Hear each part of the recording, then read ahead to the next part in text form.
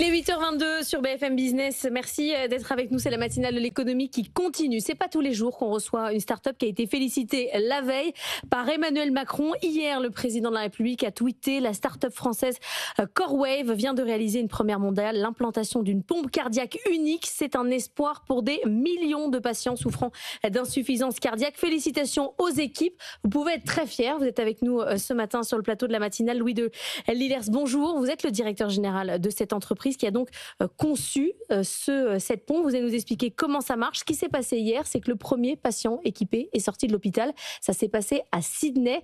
Expliquez-nous votre technologie. Oui, on est très heureux parce que c'est une première mondiale. Donc, pour la première fois au monde, un patient a reçu une pompe CoreWave qui fonctionne de façon très différente des pompes actuelles. Donc, il y a vraiment une pompe de nouvelle génération. Et comme vous l'avez dit, donc, ce patient se porte très bien. Il a pu sortir de l'hôpital. Donc, on est vraiment très heureux. Il faut avoir en tête que c'est un patient qui souffre d'insuffisance cardiaque avancée.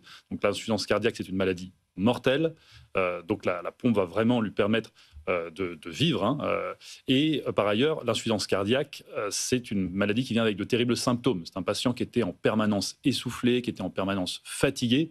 Et là, donc, la pompe a été implantée. C'est ses mots, il dit, moi, il a 67 ans. J'ai l'impression d'avoir 21 ans à nouveau.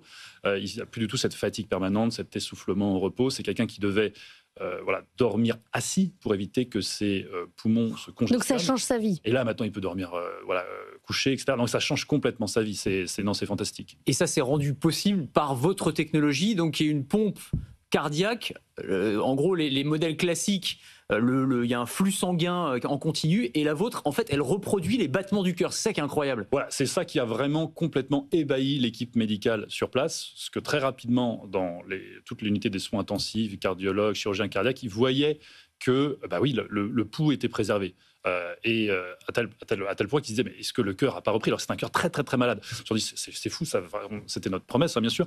Et donc ils ont fait une échographie, ils ont vu, non, le cœur était complètement toujours dans les choux. C'est vraiment la pompe qui permettait ça, et c'est complètement révolutionnaire. Et donc ça fonctionne comment? Comment est-ce que vous êtes capable de créer cette pulsatilité?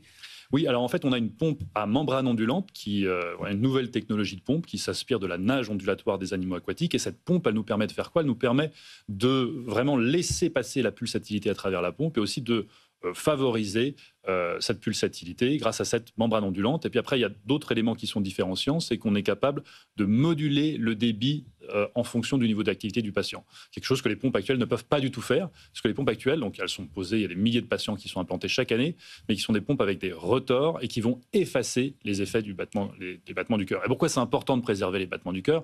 C'est que quand on supprime vraiment ce caractère physiologique au niveau du système cardiovasculaire, donc dans les vaisseaux où on n'a plus de pouls, eh bien, derrière, il y a un tas de complications qui peuvent arriver via des réactions en chaîne. Ça n'a rien à voir avec ce que fait Carmat, dont évidemment on a parlé beaucoup ces derniers temps à cause des difficultés financières. C'est pas la même techno, c'est pas les mêmes demandes, pas les mêmes patients. Oui, tout à fait, c'est différent. Carmat, c'est une approche plus risquée où on remplace le cœur, ce qui est nécessaire pour certains patients, et ça vraiment rend des services extraordinaires. Nous, on est pour la majorité des patients qui n'ont pas besoin d'avoir leur cœur remplacé, mais simplement assisté, et ce qui est une thérapie qui est éprouvée, qui existe, qui est dans toutes les recommandations scientifiques et médicales, et qui permet de sauver des milliers de vies chaque année.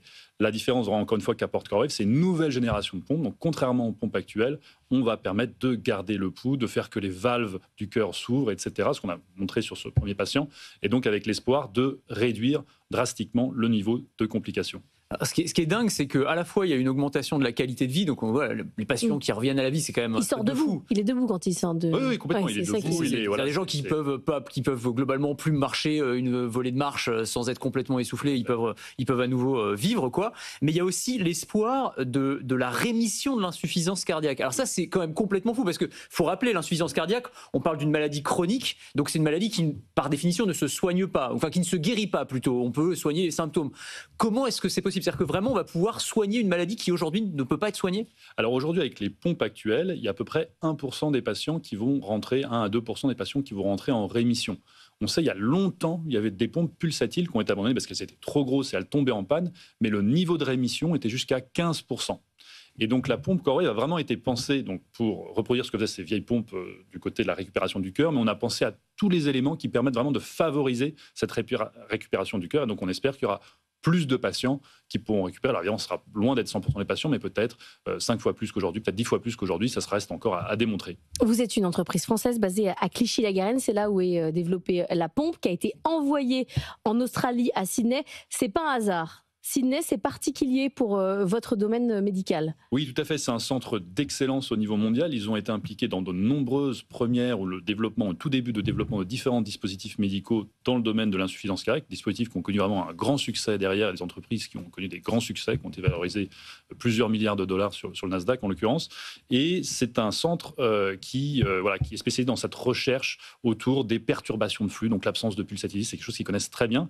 Et ensuite, l'Australie offre un cadre réglementaire qui est particulièrement propice à l'innovation. C'est probablement le meilleur au monde. On est très bon en France, mais l'Australie est vraiment, ce sont les meilleurs. Bon, la question qu'on se pose évidemment, c'est quoi la suite? Maintenant qu'on a eu cette première qui est une prouesse médicale incroyable, c'est quoi le calendrier? On ne peut pas donner des faux espoirs aux gens. Il y a plein de gens qui souffrent d'insuffisance cardiaque. Donc, quand est-ce qu'ils pourront bénéficier de ce type de pompe et combien ça coûtera?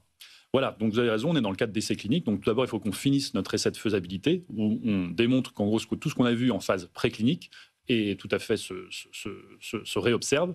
Ensuite, on va passer sur des essais pivots qui auront pour objectif de montrer statistiquement que notre dispositif est sûr et performant pour pouvoir être commercialisé tout d'abord en Europe, puis aux États-Unis. Est-ce que vous aurez assez d'argent pour développer tout ça? J'en viens au sujet de Carmat. Carmat qui a été coté en bourse. Vous n'êtes pas, vous, coté en bourse, qui l'est toujours coté en bourse et qui a besoin d'argent régulièrement, tout le temps pour se développer. Vous êtes financé assez? Vous avez les reins assez solides? Oui, on a la chance d'être soutenu par vraiment 3 catégories d'investisseurs. La première, c'est les investisseurs spécialisés en santé. Parmi les investisseurs qu'on a, on a notamment Sofinova Partners, qui a notamment accompagné la société Shockwave, qui est une société qui a quasiment la plus grosse croissance au monde après Google, etc., dans l'histoire, qui a été valorisée 13 milliards de dollars. On a aussi des fonds donc bien sûr de capital risque, d'autres fonds de capital risque, des fonds familiaux de long terme, et puis des fonds de type souverain, notamment EIC Fund, qui est le fonds de la Commission européenne, dont on a le premier investissement, c'est un gigafonds de plusieurs milliards, et bien sûr PPI France, qui nous accompagne depuis 2013. Merci beaucoup d'être venu ce matin, Louis de Lillers, pour nous parler de CoreWaves et donc de cette première mondiale pour cette pompe cardiaque à membrane ondulante.